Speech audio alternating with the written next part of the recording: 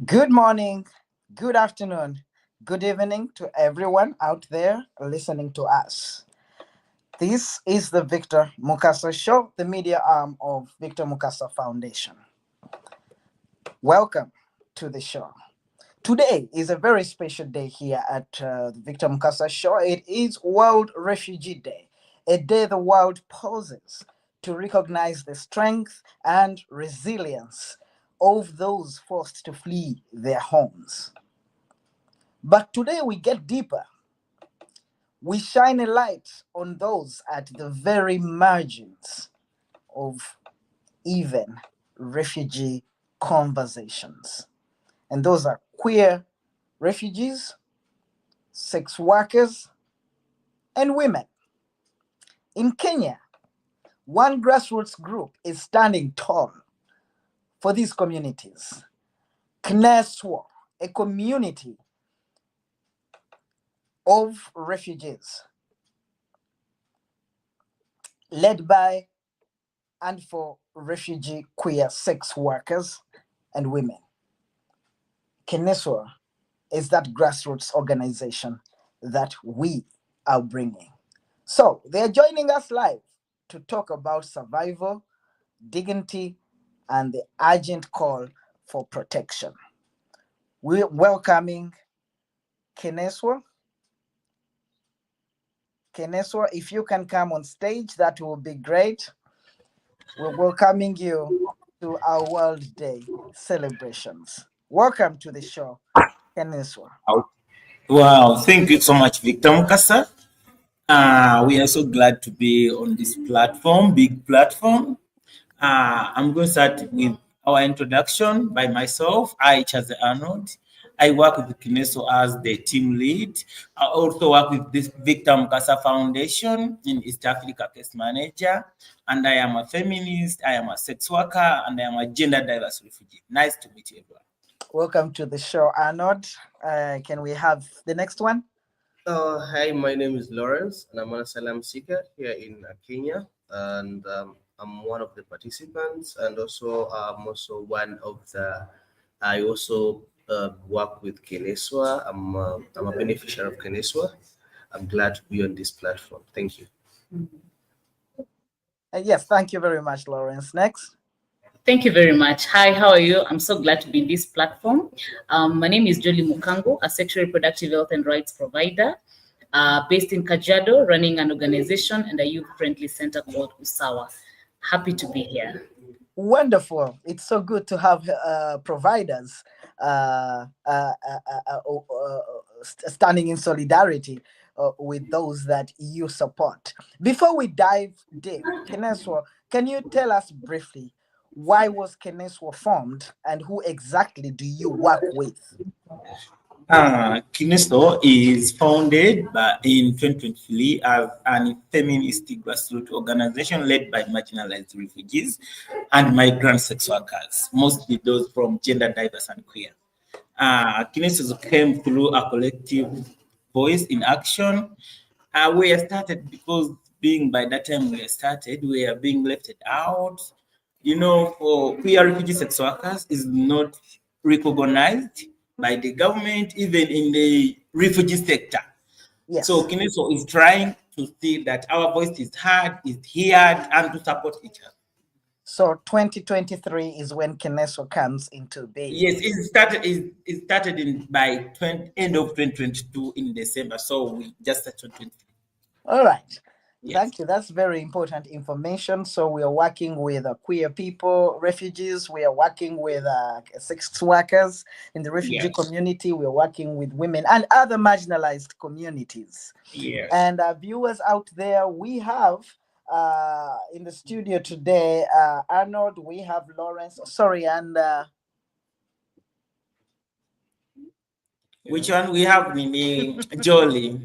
Jolly. Yes. Yes, we have Jolly, all working with marginalized refugees in Kenya, those at the margins of the refugee conversation. As you are all aware, refugees are a marginalized community, but the communities that these guests are working with are those that are marginalized among the marginalized and by the other marginalized.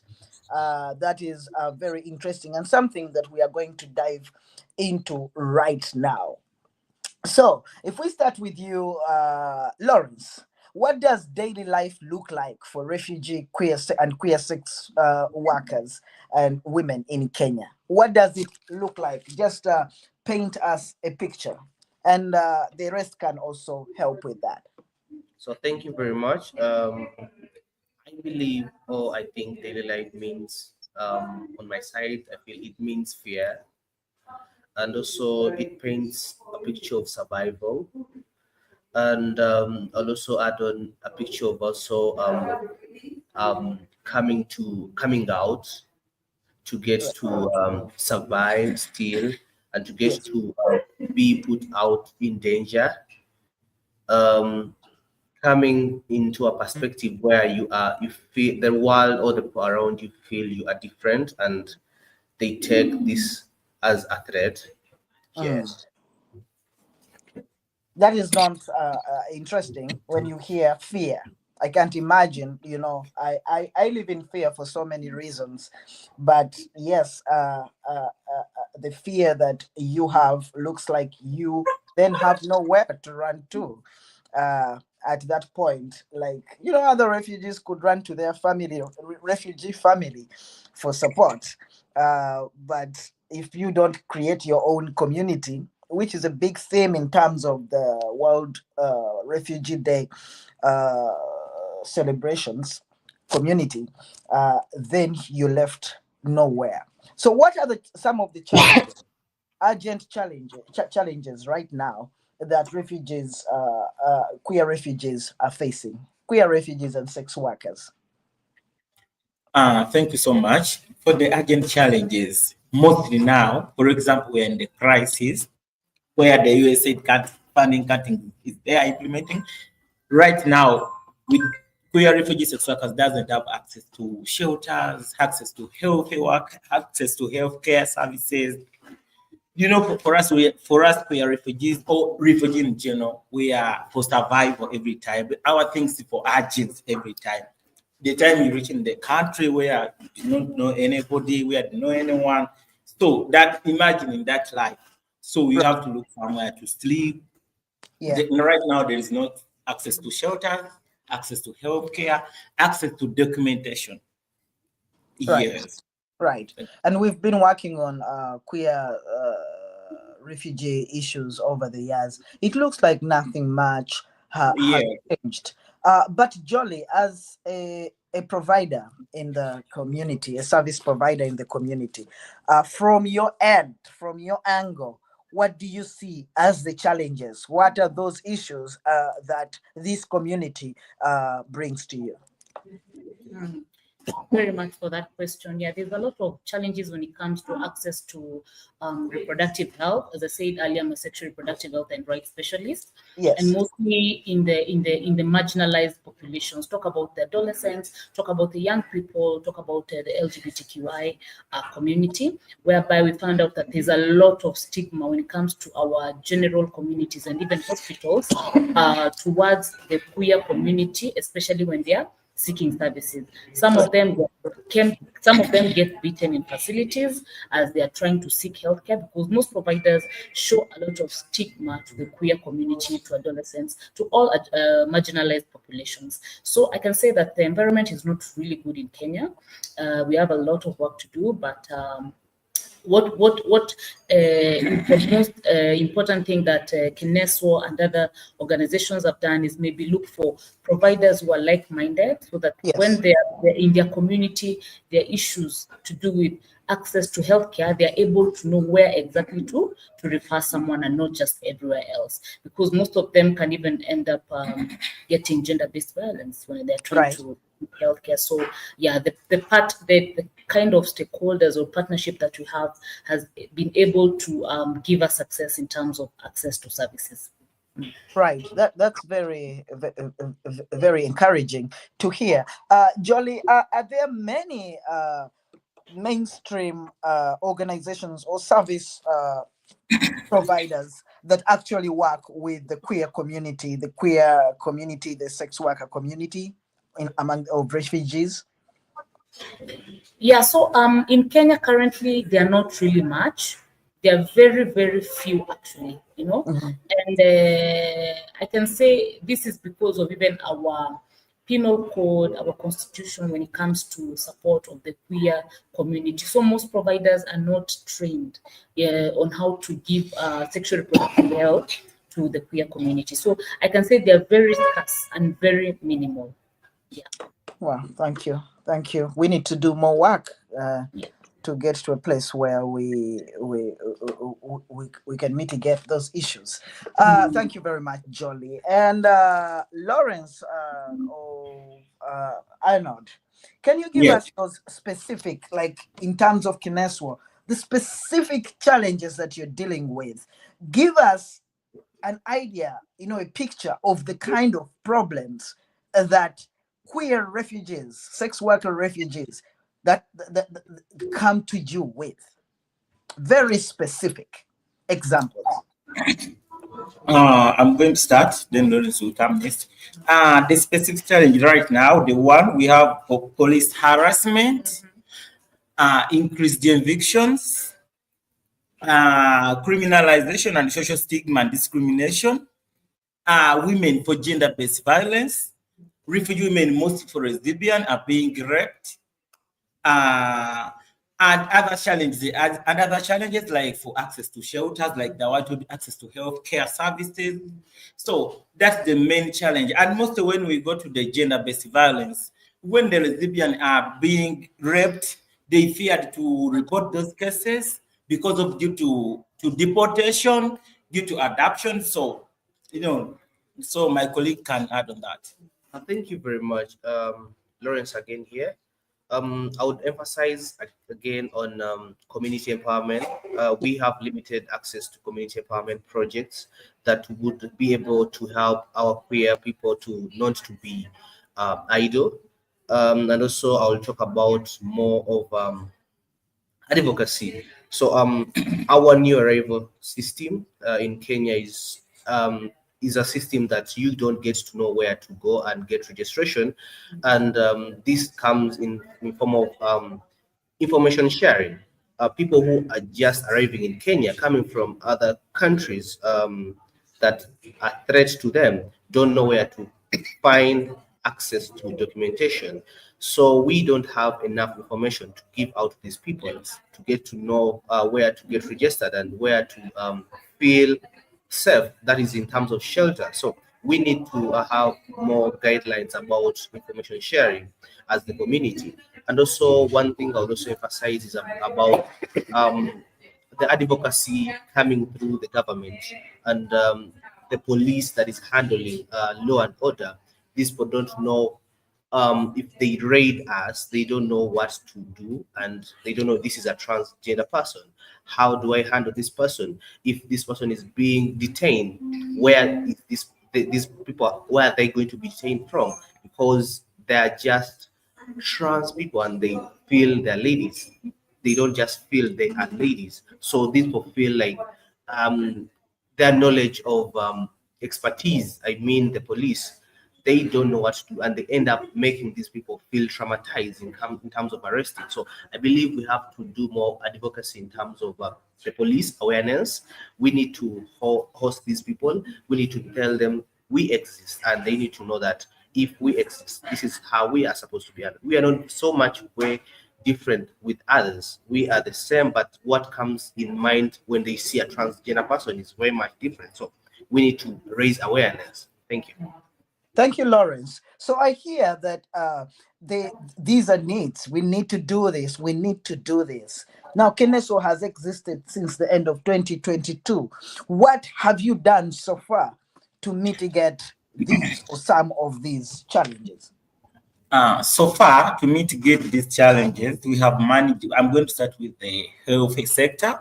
We have managed to train now 100 health workers Oh, so that they can able to give refugee and migrant sex workers, most for LGBTI and sex workers, to access their services. We have wonderful. managed to empower LGBT refugee sex workers. In terms of community paralegal, Kineso has that program to train them so that we can support each other. Even if Kineso is not there, they will be supporting each other. So, are you hearing Victor? Yes, we got you. We hear you. Yeah. So another challenges, no, another program we have now right now is running is for the conversation with the duty bearers. Now Kinesu is going around Philly County, in Kilifi County, Mombasa County. Those are posts where we know that migrants are there working, most of the sex workers and Turkana County, so that we can meet those duty bearers, we share them our challenges and what we want from them. So Right. that's the ongoing program. Also, another program, we have for shelter program. We have managed for relocating refugees and migrant sex workers, those facing eviction, Yes. gender-based violence. Yeah, so far we are there. Uh, uh, uh, uh, uh, Lawrence, can you tell us, like, or on average, how many people access the services of Keneso a month? So I would say on an average of 100%. So Parkines has succeeded with 70%. Okay. People who can access their services because they have workers, volunteers who are accessible and they're well trained. Yeah. Well, thank you so much. And this is a brief celebration today. I know you're going to have a big celebration shortly after this.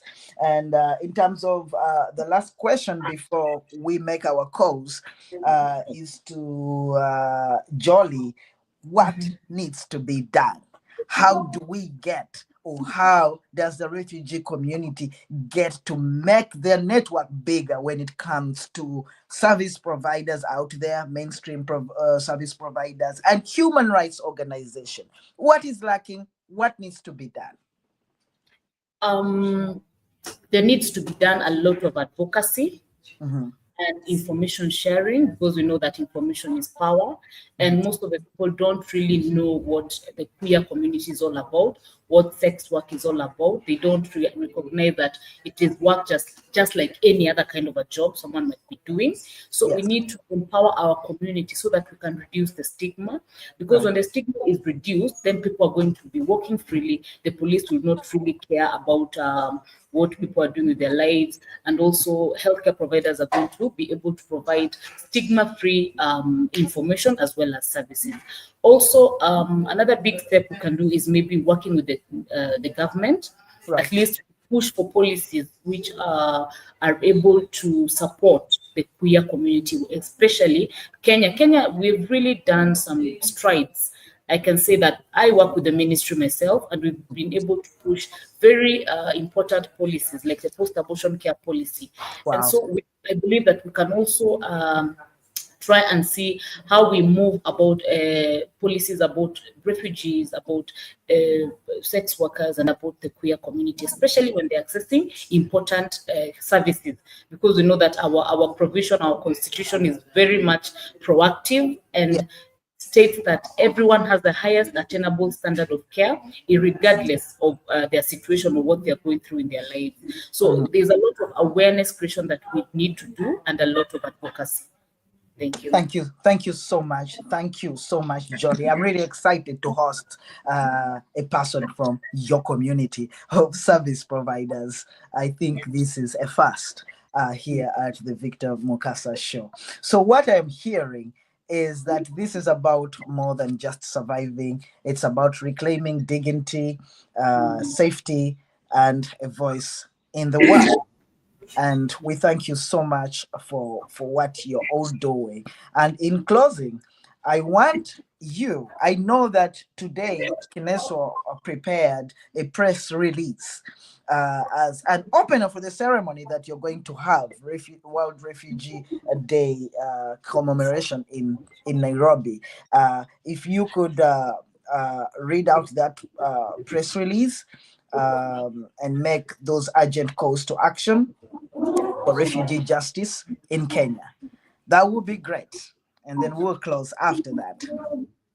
Thank you very much. I'll start. Kajiado North for Empowerment and Social Welfare Outreach, KINESWO, today marks the World Refugee Day 2025, with our main theme being Beyond Borders. We are calling for protection of LGBTQI, sex workers, and refugee women in Kenya. We are located in Kajiado County, and as of today, 2025, Kajiado North for Empowerment and Social Welfare, KINESWO, joins the world in commemorating World Refugee Day 2025 under the theme Beyond Borders. This day is dedicated to honoring the resilience and rights of people forced to flee their countries and to support these most marginalized, including LGBTQI refugees, sex worker refugees, and women refugees.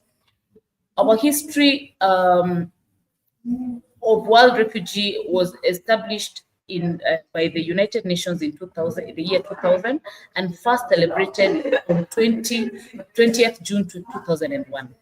It marks the 50th anniversary of the 1951 UN Refugee Convention, which defines the rights of refugees as the legal obligation of states to protect them. The day is now a global platform for action, solidarity, and reflection. Um, Challenges faced by marginalized refugees. We have, while all refugees face hardship, LGBTQI individuals, sex workers, and women refugee face additional dangers and are often ignored. Another one is criminalization, social stigma, and discrimination. Gender-based violence, sexual exploitation, and lack of safe housing, police harassment, brutality, detention, and abnormal deportation threats. Yeah, limited access to healthcare, mental health support, and legal services. Many remain visible within mainstream refugee services and excluded from the key population. Our call to the nation and to the government. Our call to the government of Kenya and UNHCR to provide equal protection for all refugees, including LGBTI persons, sex workers, women with disabilities. So another call to donors and global institutions to prioritize refugee-led organization-driven solutions, civil society, and the public to stand in solidarity, challenge injustice, and amplify the voices of marginalized refugees and migrant sex workers. Going beyond border means going beyond the silence, beyond discrimination, and beyond fear. Said by Kines, it means ensuring that every refugee, no matter who they are seen and protected. Thank you so much. Thank you so much to the viewers out there. This is not just a story, it is a call to protect, a call to speak out. It is a call for all of us to act. And I add on to that call a call to human rights organizations to take this seriously. The question I always ask is, when will this be recognized as crisis enough? With all the challenges that we have had since 2014 within the queer refugee community, with the deaths of queer refugees due to homophobia and transphobia, with the police brutality targeted specifically to people because of their sexual orientation and gender identity. When do we see this as a crisis? When does it come on the list of duties we are performing, working issues we are working on in our offices? So don't let this message just end here on the live stream. We ask you to share it, to talk about it, to support the work of KINESWO, as you had in their submission what they do. Let us demand for protection for all refugees, especially these at the margins. So thank you so much to KINESWO, Jolly, Arnold, and Lawrence. A great thank you to the queer refugee community for your resilience. And we stand with you. We see you. We honor you. And we love you. Until next time, this was the Victor Mukasa Show with the World Refugee Day celebrations together with Keneswa. See you. Bye bye.